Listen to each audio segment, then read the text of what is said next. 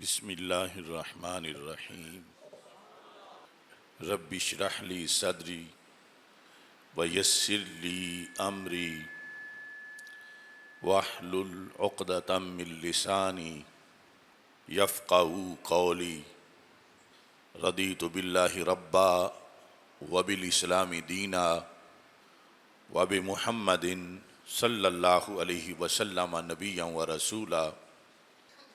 اللہ اکبر اللہ اکبر اللہ اکبر لبیک لبیک لبیک یا رسول اللہ صلی اللہ علیہ وسلم الحمد للہ رب العالمین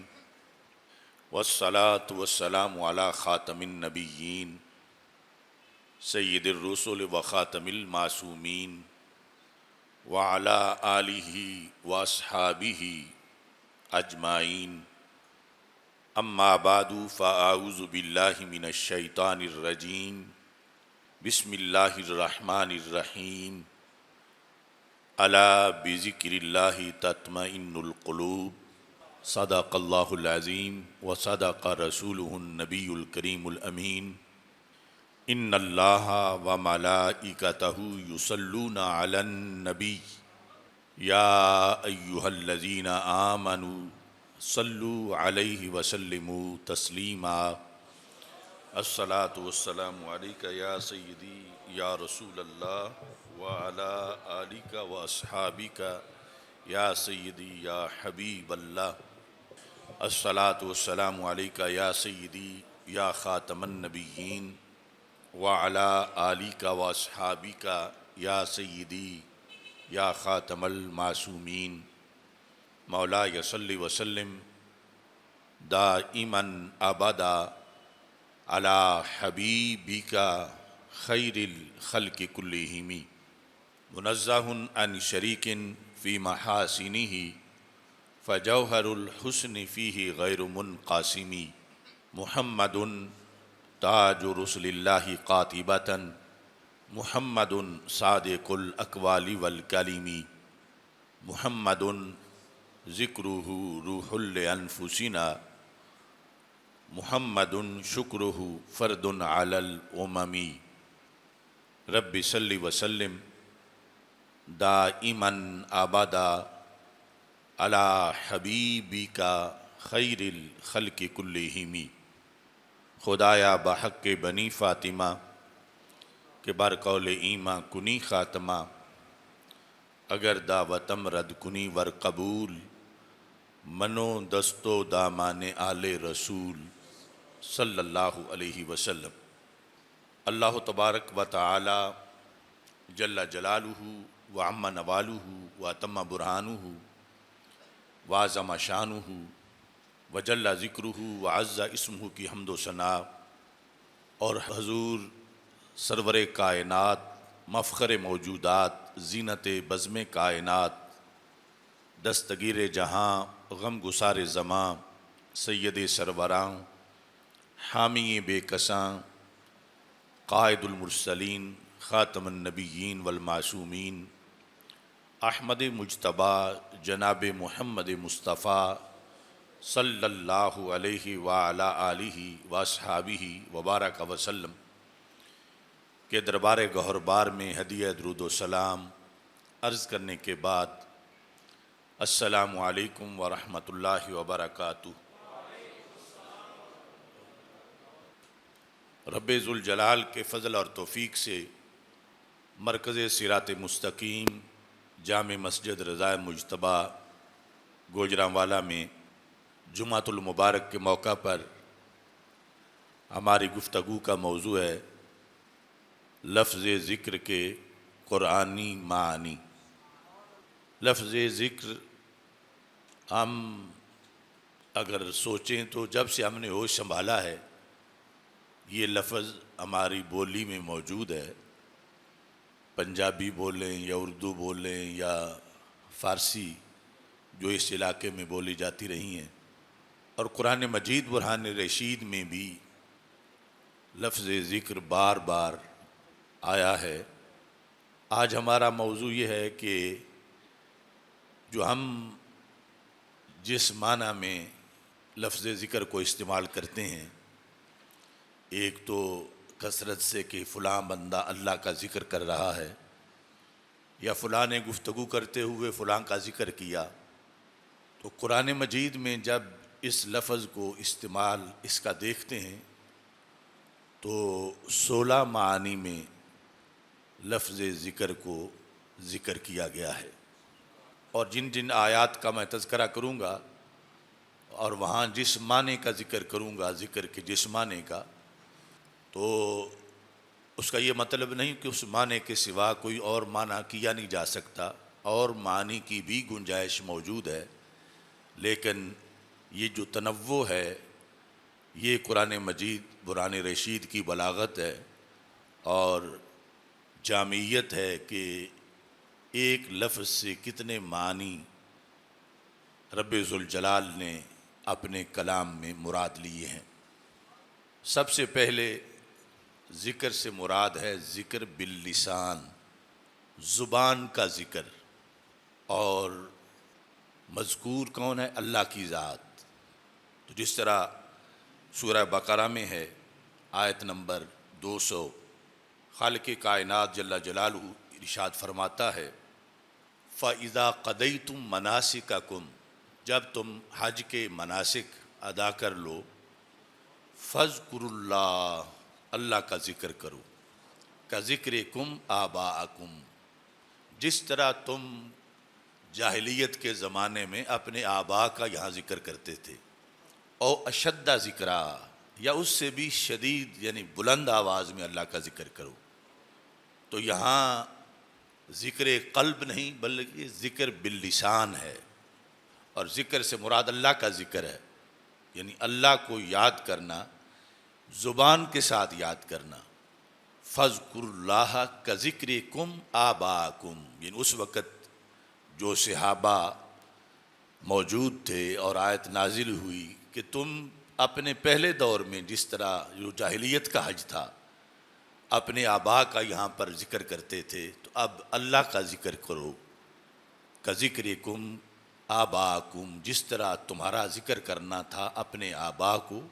اس طرح، او اشد ذکرا، یا اس سے بھی شدید طریقے میں تم اللہ کا ذکر کرو۔ تو اب یہ شدید دلالت کر رہا ہے کہ یہ دل والا نہیں بلکہ زبان والا ہے،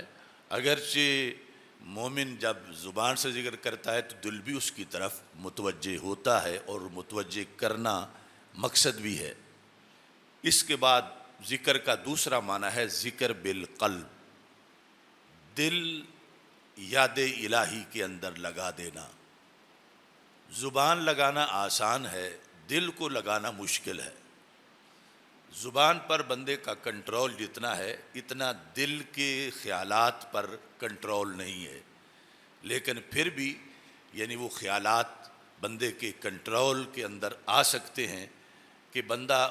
اپنے آپ کو ذات باری تعالیٰ کی طرف متوجہ کرے، مگر یہ ذکر باللسان سے مشکل معاملہ ہے کہ دل کہیں اور سوچے ہی نہیں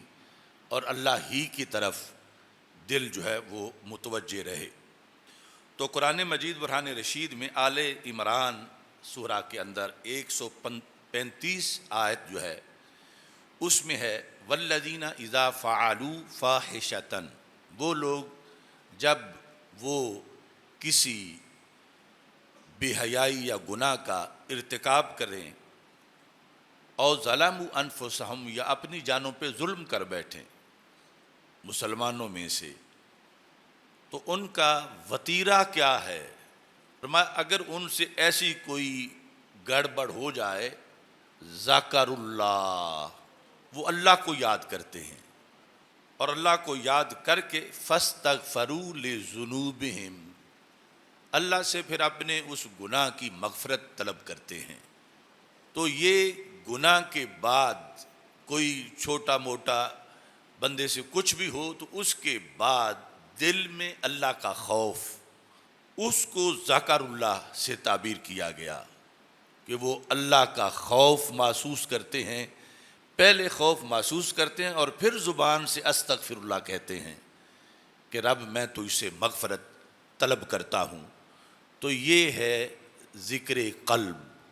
یعنی دل میں رب ذوالجلال کی یاد اور حضوری، اس کا اس آیت کے اندر تذکرہ موجود ہے۔ تیسرے نمبر پر ذکر کا معنی ہے تذکرہ کرنا، ذکر بمعنی تذکرہ۔ تو قرآن مجید میں ہے رب ذوالجلال ارشاد فرماتا ہے وَاذْكُرْ فِي الْكِتَابِ ابراہیم، سورہ مریم آیت نمبر 41، وَاذْكُرْ فِي الْكِتَابِ ابراہیم، تذکرہ کیجئے قرآن میں حضرت ابراہیم علیہ السلام کا۔ تو یہاں پر ذکر الہی نہیں، یہاں پر ذکر اس لحاظ سے ذکر الہی پھر ذکر لسانی یا ذکر قلبی وہ نہیں، ایک شخصیت کا تذکرہ اللہ کروانا چاہتا ہے کہ تم ان کا تذکرہ کرو۔ اور ایسے ہی یوسف علیہ السلام جب قید میں تھے تو جو ساتھی ایک رہا ہوا تھا تو اس کو کہا اذکرنی عند ربک، میرا ذکر کرنا اپنے بادشاہ کے پاس، یعنی میرا تذکرہ کرنا کہ میں نے تمہیں خوابوں کی تعبیر بتائی تھی، تمہاری رہائی کی بتائی تھی اور دوسرے کے پھانسی چڑھنے کے لحاظ سے، تو بادشاہ کے پاس میرے اس وصف کا کہ میں خوابوں کی تعبیر بتاتا ہوں،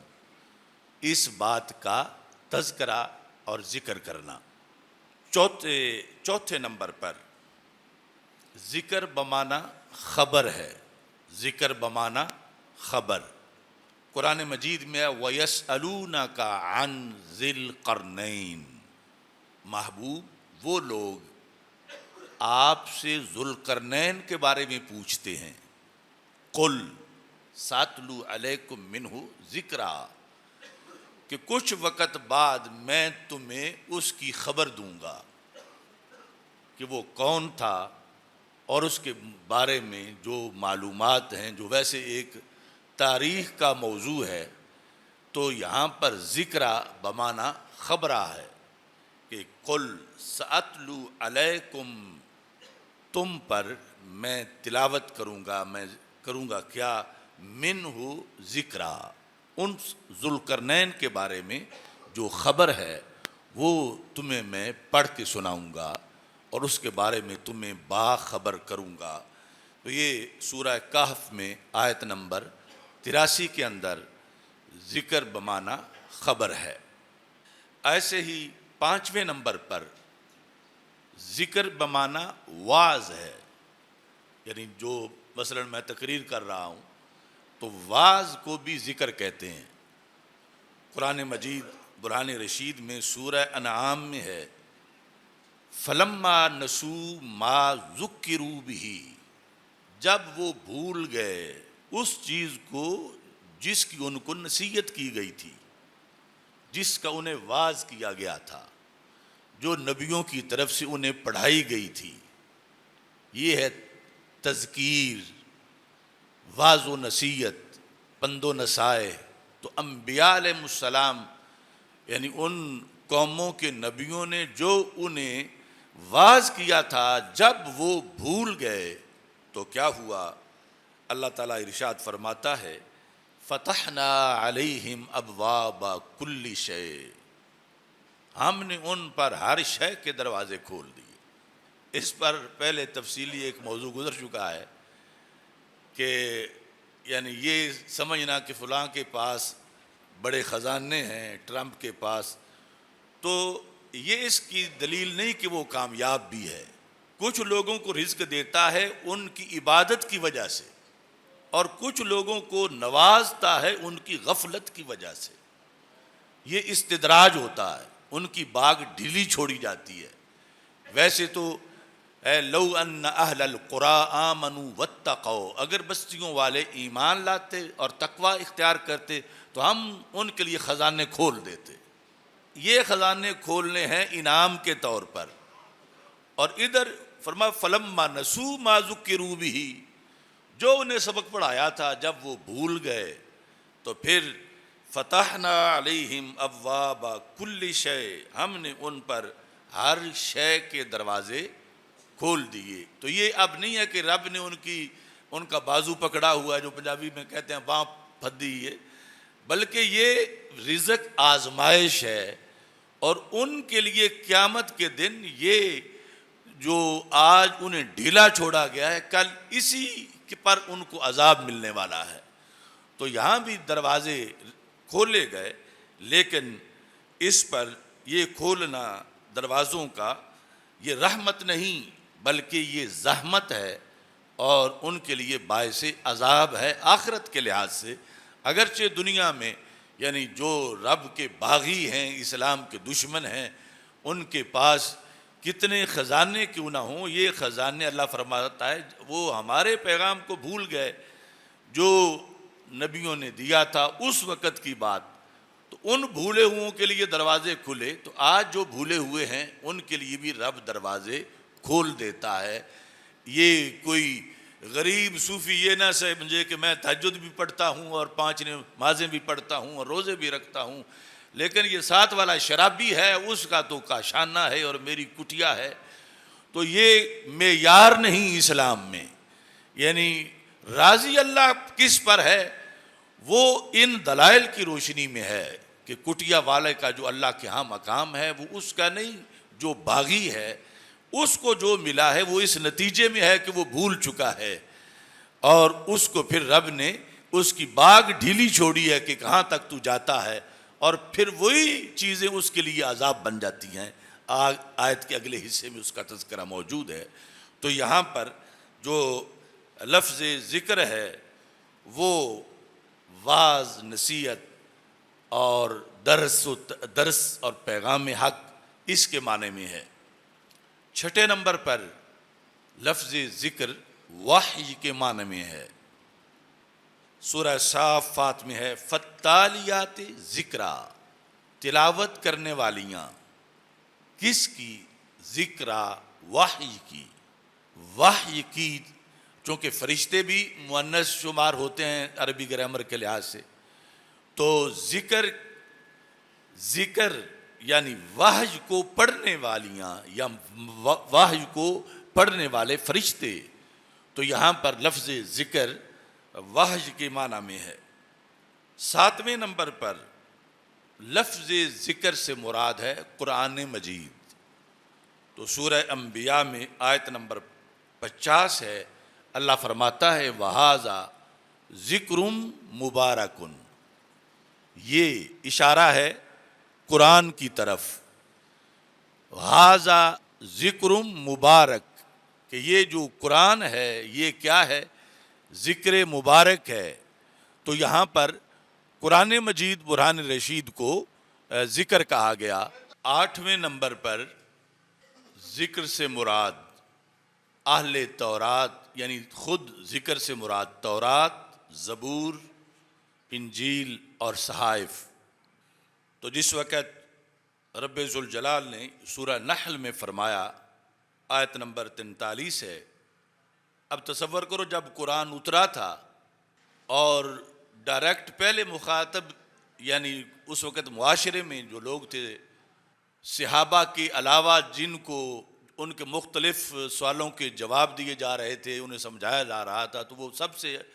پہلے لوگ مکہ مکرمہ میں جن کو بھی دعوت دی جا رہی تھی وہ مشرکین تھے۔ مشرکین کو اس وقت یہ خطاب تھا کہ ہماری باتوں کے بارے میں تمہیں شک ہے تو اہل ذکر سے پوچھ لو۔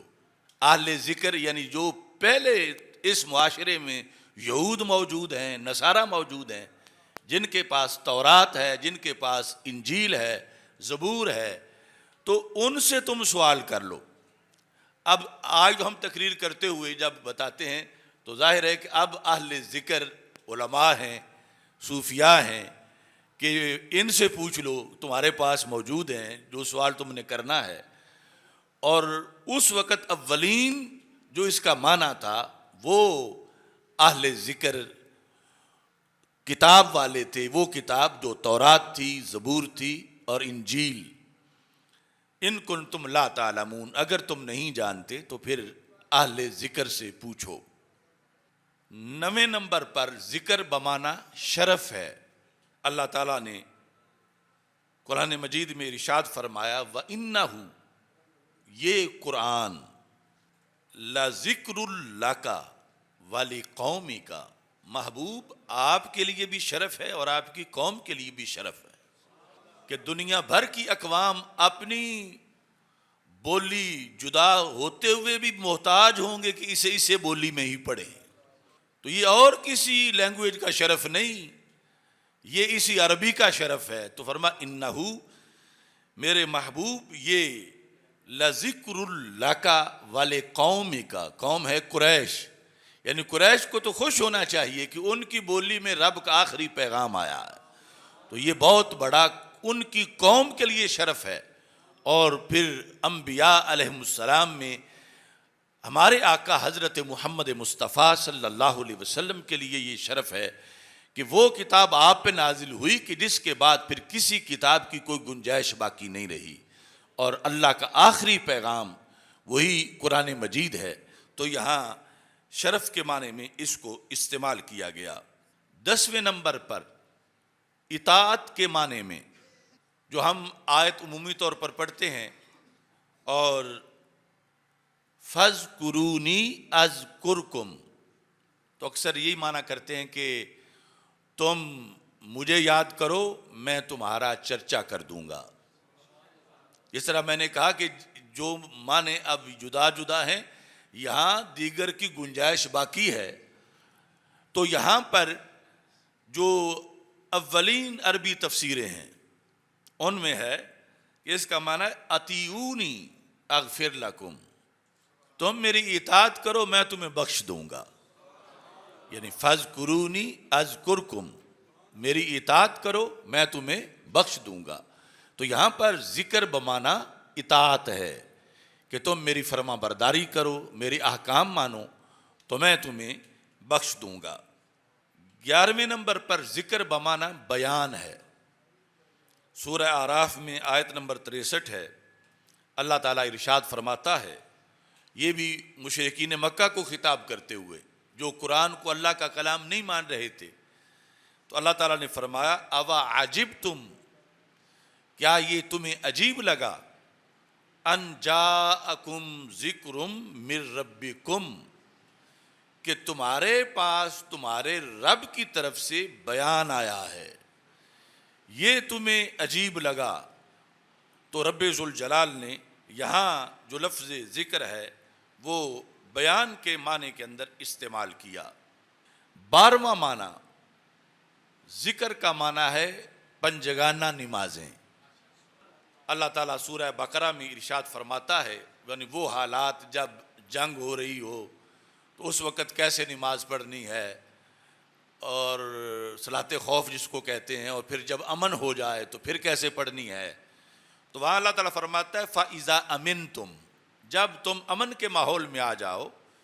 فَاذْكُرُوا اللَّهَ، تو پھر اس ماحول میں جس طرح پہلے تم 5 نمازیں پڑھتے تھے اب اسی طرح 5 نمازیں ادا کرو. یعنی وہ جو تھا کہ امام ایک صف کو پڑھائے وہ چلی جائے، دوسرے پیچھے کھڑے ہوں اور وہ پہلی صف ڈیوٹی دے، پیرا دے. تو یہاں اب فَإِذَا أَمِنْتُمْ فَاذْكُرُوا اللَّهَ، تو یہاں فَاذْكُرُوا اللَّهَ سے مراد صلاۃ ہے، صلاۃ پنجگانہ، کہ یہ تم ادا کرو. 13ویں نمبر پر ذکر سے مراد ہے صلاۃ جمعہ، جس طرح کہ خالق کائنات جل جلالہ سورہ جمعہ میں فرماتا ہے، کیا کہتا ہے، فَاسْعَوْا إِلَىٰ ذِكْرِ اللَّهِ، اللہ کے ذکر کی طرف جلدی جلدی آ جاؤ. وَذَرُوا الْبَيْعَ، اور بیع چھوڑ دو. تو یہاں کون سے ذکر کی طرف آ جاؤ؟ یہ ہے جمعے کی نماز، جمعے کا خطبہ، جمعے کی نماز بالخصوص. تو یہاں پر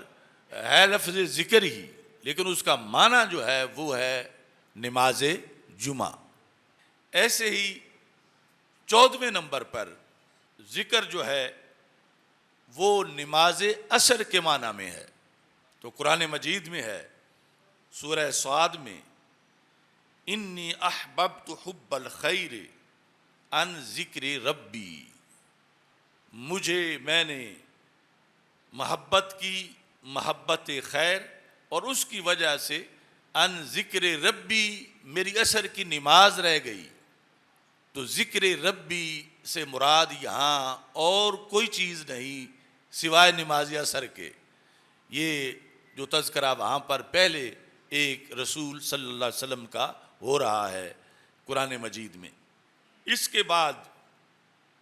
5ویں نمبر پر ذکر سے مراد ہیں حضرت محمد مصطفیٰ صلی اللہ علیہ وسلم. اب یہ جو ہر معنی ہے اس پر آگے گھنٹوں تقریریں ہیں، میں تو صرف اب ایک معنی آیت اور معنی اس کا بیان کرتے آگے گزر رہا ہوں. تو سورہ طلاق میں آیت نمبر 10 اور 11 یہ ہے، اللہ فرماتا ہے قد انزل اللہ الیکم ذکرا، اللہ نے تمہاری طرف ذکر کو نازل کیا. ذکر کے فوراً بعد اللہ فرماتا ہے رسولا، یعنی یہ ہے آیت میں لفظ کا معنی خود بیان کرنا. جس طرح ہم لفظ ایک بولتے ہیں کہ مشکل ہو تو ساتھ ہی اس کا مترادف بول دیتے ہیں یا اس کی مراد بول دیتے ہیں. تو اللہ تعالیٰ نے فرمایا کہ یہاں جو ذکر ہے اس سے مراد میرے رسول حضرت محمد مصطفیٰ صلی اللہ علیہ وسلم کی ذات گرامی ہے کہ اللہ نے انہیں تمہارے پاس بھیجا. تو رسول پاک صلی اللہ علیہ وسلم کی ذات گرامی سر تا پا وہ خود ہی ذکر ہیں اور آگے ذاکر ہیں، اور اس کے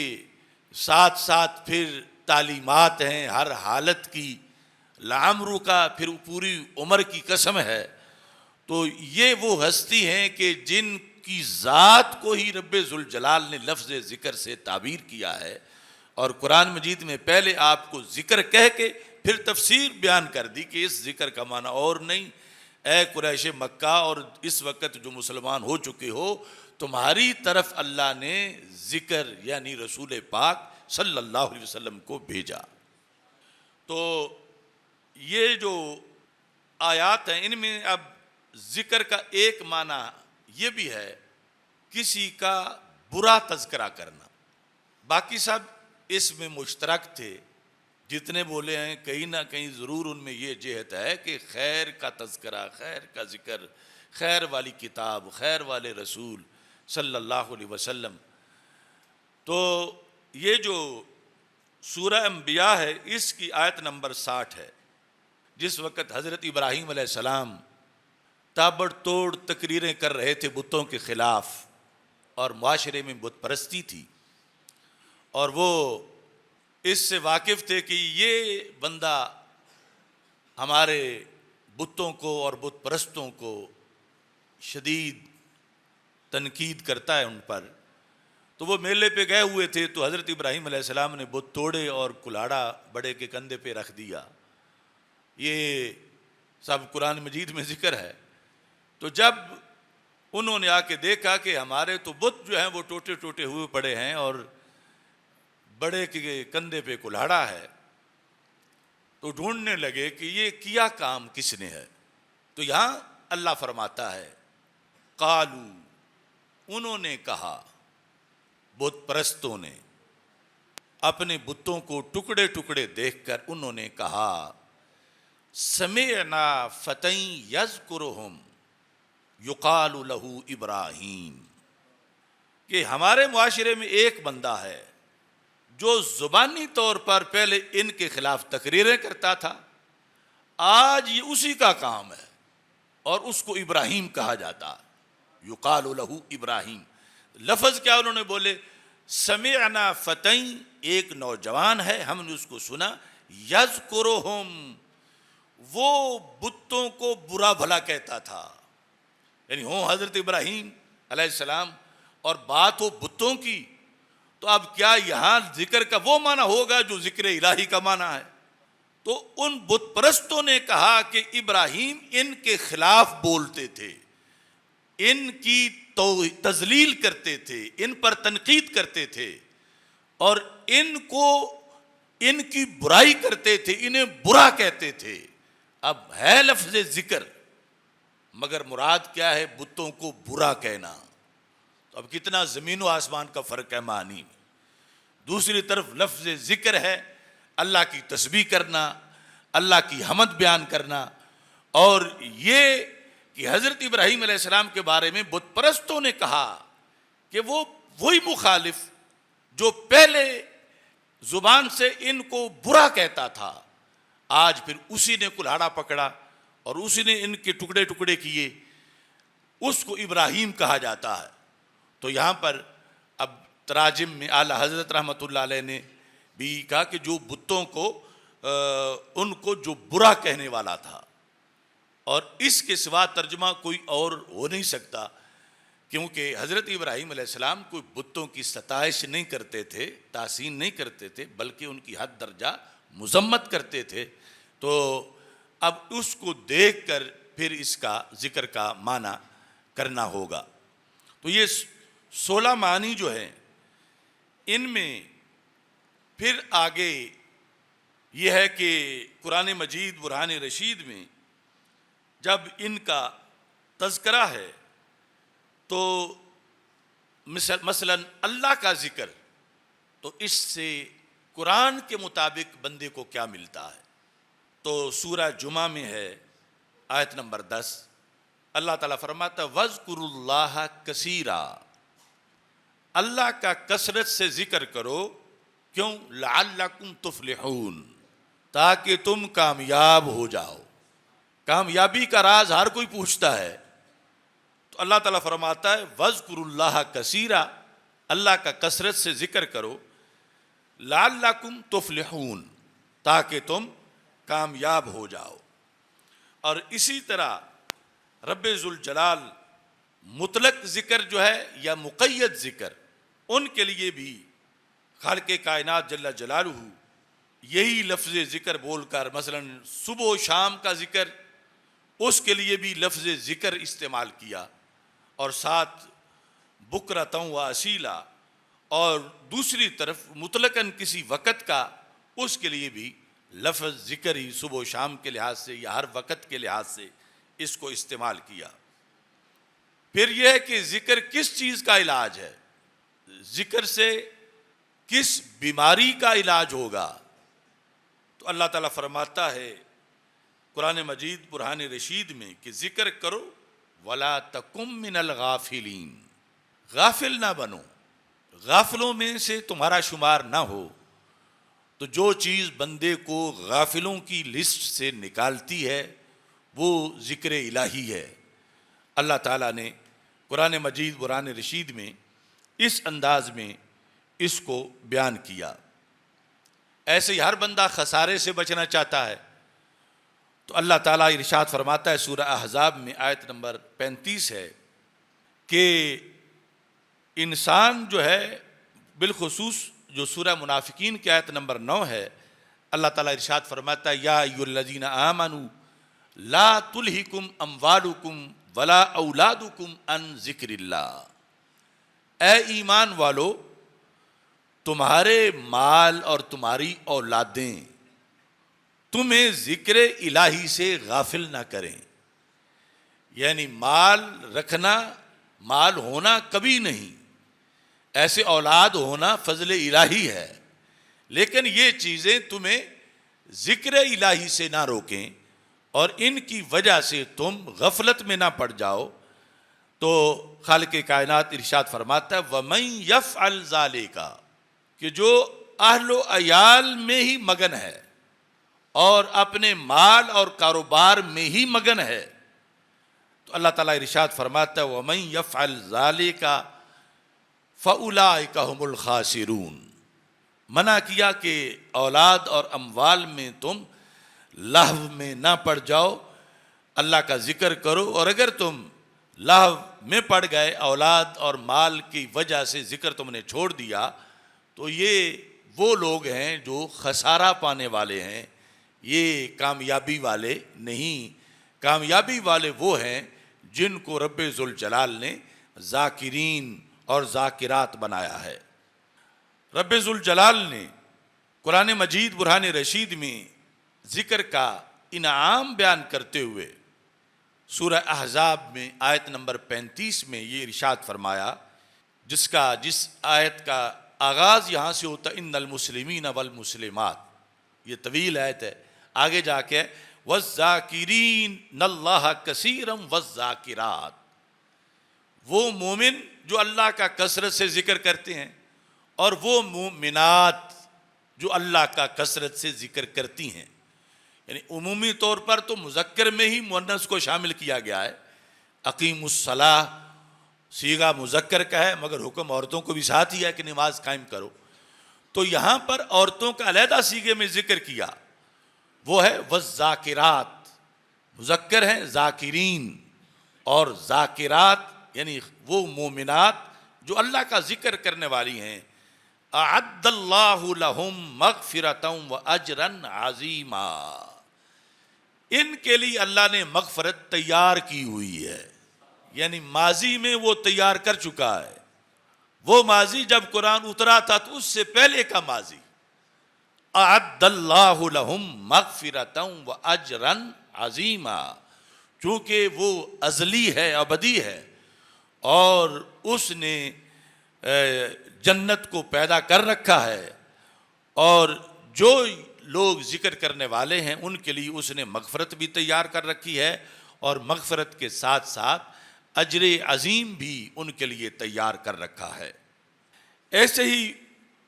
قرآن مجید برہان رشید میں رب ذوالجلال نے خصوصی طور پر نماز کی دعوت دیتے ہوئے فرمایا وَأَقِمِ الصَّلَاةَ لِذِكْرِي، اے مخاطب،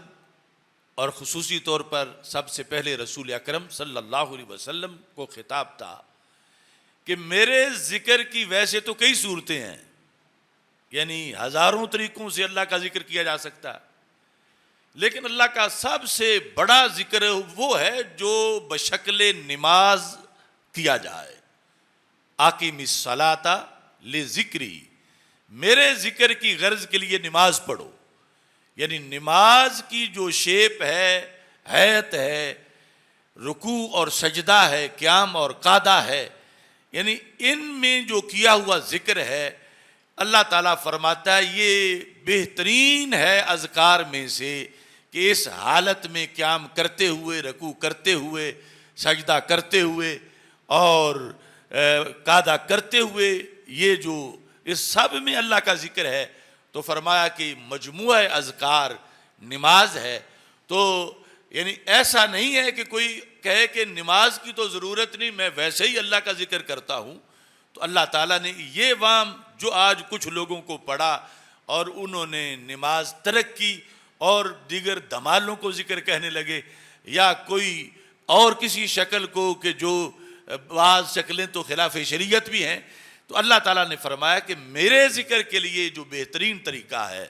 وہ یہ ہے کہ نماز یہ فرض ذکر ہے،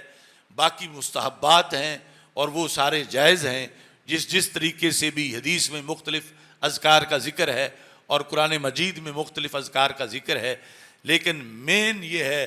کہ ذکر کی مقصد کے لیے، ذکر کی خاطر کہ میں اللہ کا ذکر کرنا چاہتا ہوں، تو سب سے پہلے یہ فرض ذکر جو ہے یہ پورا کرے، چونکہ فرائض کے بعد پھر نفل کا ثواب ملتا ہے. تو سارے نفلی ذکر یا ہلکا ذکر وہ بعد میں ہے، اور اس سے پہلے ذکر کی خاطر نماز ہے. اور یہ جو حالتیں ہیں اس کی وہ اللہ کو پسندیدہ ہیں. اللہ فرماتا ہے کہ میرے ذکر کے لیے تم نماز قائم کرو، اور نماز کے اندر مختلف حالتوں میں سارا ذکر ہی ہے. اور پھر ٹائم وہ ہے جو رب ذوالجلال پہلے صرف نبیوں کو ملاقات کا دیتا تھا. یہ ہمارا جو 5 نمازوں کا وقت ہے، پہلے کسی امت کا یہ وقت نہیں تھا، بلکہ نبیوں کے اللہ سے ہم کلام ہونے کے وقت تھے. تو اللہ نے سرکار کے صدقے ہمیں امت کو بھی یہ وقت عطا فرما دیے کہ ان کے اندر تم خصوصی طور پر رب ذوالجلال کا ذکر کرو. ایسے ہی خالق کائنات جل جلالہ ارشاد فرماتا ہے، یہاں تو تھا پہلے نماز کے لحاظ سے کہ میرے ذکر کے لیے نماز پڑھو. دوسرا فرما والا ذکر اللہ اکبر، آگے مضاف الیہ محذوف ہے، من کل شے، کہ اللہ کا ذکر ہر شے سے بڑا ہے. والا ذکر اللہ اکبر، ہر چیز سے ایک تو خود اللہ اکبر ہے کہ اللہ ہر شے سے بڑا ہے،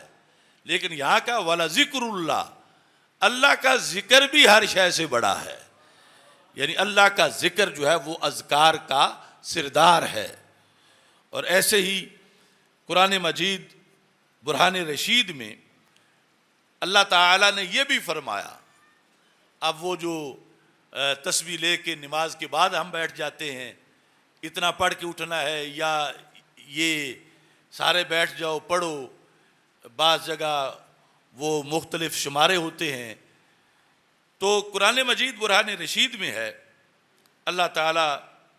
ارشاد فرماتا ہے اس آیت کے اندر، فَإِذَا قَضَيْتُمُ الصَّلَاةَ، یہاں قضا بمعنی ادا ہے کہ جب تم نماز کو ادا کر لو، یعنی یہ ادائیگی کے معنی میں، یہ نہیں کہ جب تم نماز قضا کر لو وقت پہ نہ پڑھو، اس کو یہاں ذکر نہیں کیا جا رہا، بلکہ نماز کی ادائیگی جو وقت پر تم نے کی، فَإِذَا قَضَيْتُمُ الصَّلَاةَ فَاذْكُرُوا اللَّهَ، اب فا مرتب ہو رہا ہے نماز پر، نماز تو پوری ہو گئی، وہ بھی اگرچہ ذکر تھا، اقیم الصلاۃ لذکری، لیکن کثرت ذکر اللہ کو پسند ہے، تو فرمایا جس وقت تم نماز سے فارغ ہو جاؤ تو پھر فرمایا فَاذْكُرُوا اللَّهَ، اللہ کا ذکر کرو، قیاما وقعودا وعلی جنوبکم، کھڑے ہو کر بھی، بیٹھ کر بھی، اور اپنے پہلوؤں پر بھی، یعنی لیٹ کر بھی اللہ کا تم ذکر کرو، لیٹے ہوئے بھی۔ پھر اس میں مختلف دعائیں ہیں جو رسول اکرم صلی اللہ علیہ وسلم کی طرف سے مروی ہیں، اور ہمارے مشائخ نے بالخصوص حضرت حافظ الحدیث رحمۃ اللہ علیہ جو اپنے مریدین کو تلقین کرتے تھے اس میں کہ فجر کی سنتیں پڑھ کر پھر دائیں بازو پہ سر رکھ کے قبلے کی طرف منہ کر کے لیٹ جانا، تو پھر فرض پڑھنا، تو یہ یعنی سنتوں کے بعد اس جہت سے لیٹنا اور قبلے کی طرف منہ رکھنا اور کچھ دیر کے لیے اس حالت میں ذکر کرنا، اور اس کے بعد پھر اٹھ کے فرض جو ہیں ان کی جماعت میں شامل ہونا۔ تو اللہ تعالیٰ فرماتا ہے فَاذْكُرُوا اللَّهَ قِيَامًا وَقُعُودًا، کھڑے ہو کر بھی اور بیٹھ کر بھی، اور وَعَلَىٰ جُنُوبِكُمْ، اور اپنے جو تمہارے پہلو ہیں ہر ایک کا پہلو اس پر لیٹ کر بھی تم اللہ تبارک و تعالیٰ کا ذکر کرو۔ اب نماز جنازہ کے لحاظ سے جب نماز جنازہ پڑھی جاتی ہے تو وہاں پر جنازے کے بعد ہم دعا مانگتے ہیں، جبکہ جنازے کے اندر بھی دعا ہے، تو وہاں پر بھی رسول اکرم صلی اللہ علیہ وسلم کا فرمان ہے کہ فَأَخْلِصُوا لَهُ الدُّعَاء، کہ تم جب نماز جنازہ پڑھ لو تو اب اس کے لیے خصوصی طور پر دعا مانگو۔ تو کچھ لوگ کہتے ہیں جھگڑتے ہم سے کہ کیوں مانگ رہے ہو، دعا اندر جو مانگی ہے تو اب دعا باہر کیوں مانگتے ہو؟ تو اب ادھر قرآن میں ہے پہلے تو نماز خود ذکر ہے، اور اللہ تعالیٰ فرماتا ہے جب پڑھ لو تو پھر ذکر کرو، قیاما وقعودا وعلی جنوبکم۔ اب یہاں قیاما وقعودا والا وہ ذکر نہیں جو اندر ہوا ہے، ورنہ پھر نماز کے اندر کوئی لیٹنے والا بھی رکن ہونا چاہیے، علی جنوبکم میں جس کا تذکرہ ہے۔ تو یہ نماز کے بعد یعنی یہ زیادہ نہیں ہو جاتا کہ فضول ہو جائے گا، تو اس واسطے بندے کے لیے جتنی بھی دعا مانگی جائے وہ اچھی ہے، یعنی اندر بھی جنازے کے لیے وہ دعائیں ہیں جو ایک تکبیر کے بعد جو آخری ہے، آخری سے پہلے کی تکبیر، تو وہاں دو تکبیروں کے درمیان جو وہ خصوصی طور پر اس میت کے لیے دعائیں ہیں، اور وہ بہت سی ہیں، اس واسطے وہ حصہ لمبا بھی ہو سکتا ہے کہ اگر کسی کو وہ ساری دعائیں جو حدیث میں یاد ہوں تو امام جنازہ پڑھانے والا تو وہ ساری پڑھے، تو میت کا اتنا ہی زیادہ فائدہ ہے۔ اور بعد میں جو ہے وہ فَأَخْلِصُوا لَهُ الدُّعَاء، وہ جو مانگی گئی بعد میں وہ رائگاں نہیں جائے گی، اس کی مثال پہلے قرآن مجید میں موجود ہے۔ جس طرح ذکر کے بعد ذکر بھی قرآن کا حکم ہے، تو دعا کے بعد دعا رسول اللہ صلی اللہ علیہ وسلم کا حکم ہے، اور یہ رائے گاہ نہیں بلکہ اس پر بھی رب ذوالجلال اجر و ثواب عطا فرماتا ہے۔ خالق کائنات جل جلالہ نے ہمیں چونکہ نظام پورا زندگی کا دیا ہے، تو ذکر اور اس کے بعد کسب حلال، ذکر اور اس کے بعد رزق حلال، کاروبار حیات، اس کا حکم بھی دیا، صرف جائز ہی نہیں قرار دیا۔ فرمایا فَإِذَا قُضِيَتِ الصَّلَاةُ فَانتَشِرُوا فِي الْأَرْضِ وَابْتَغُوا مِنْ فَضْلِ اللَّهِ وَاذْكُرُوا اللَّهَ كَثِيرًا لَعَلَّكُمْ تُفْلِحُونَ۔ فَإِذَا قُضِيَتِ الصَّلَاةُ، دوسری جگہ تھا قَضَيْتُمُ الصَّلَاةَ، وہ جو سورہ بقرہ میں پڑھا اور سورہ نساء میں جو پڑھا وہ تھا قَضَيْتُمُ الصَّلَاةَ۔ آئیے سورہ جمعہ، فَإِذَا قُضِيَتِ الصَّلَاةُ، جب نماز پڑھ لی جائے، جمعے کی نماز، یہاں الصلاۃ میں الف لام عہد خارجی کا ہے، معین نماز یعنی جمعہ، تو کیا ہے فَانْتَشِرُوا فِي الْأَرْضِ، زمین میں پھیل جاؤ، کیا کرو وَابْتَغُوا مِنْ فَضْلِ اللَّهِ، اللہ کا فضل تلاش کرو۔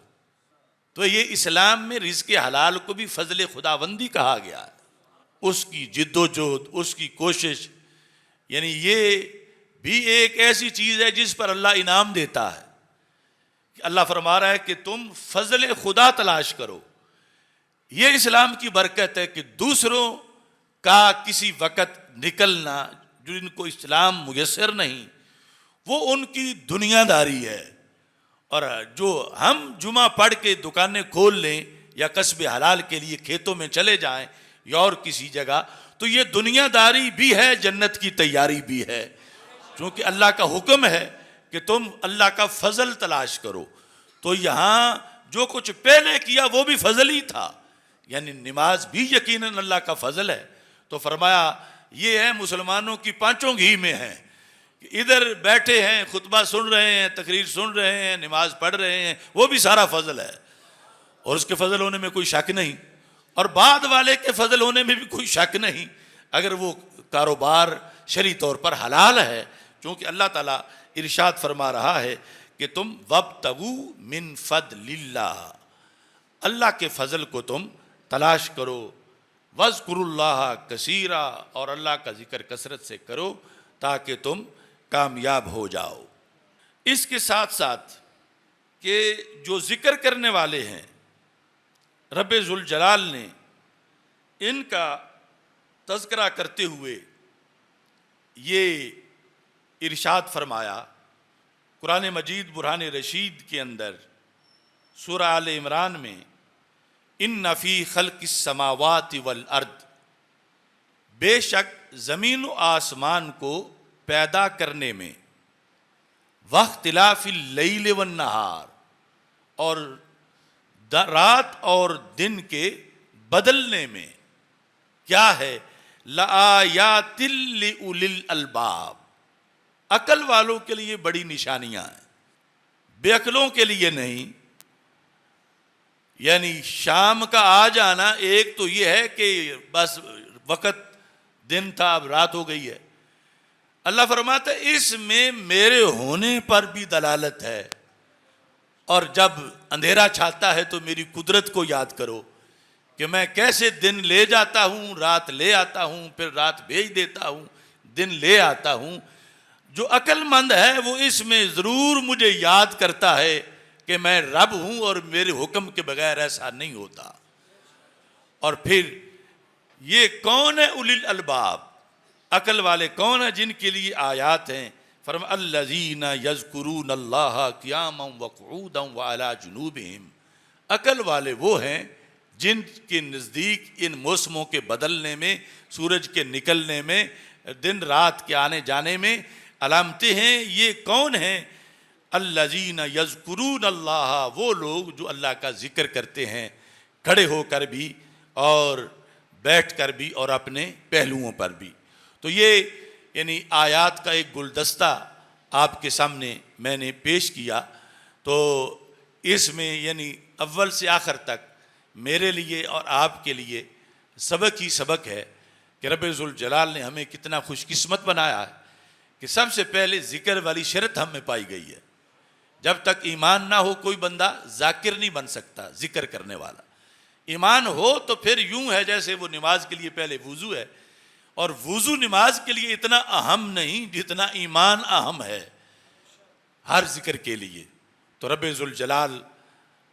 کا ہم شکر ادا کرتے ہیں کہ اس نے ہمیں مشرکوں بت پرستوں میں پیدا نہیں کیا،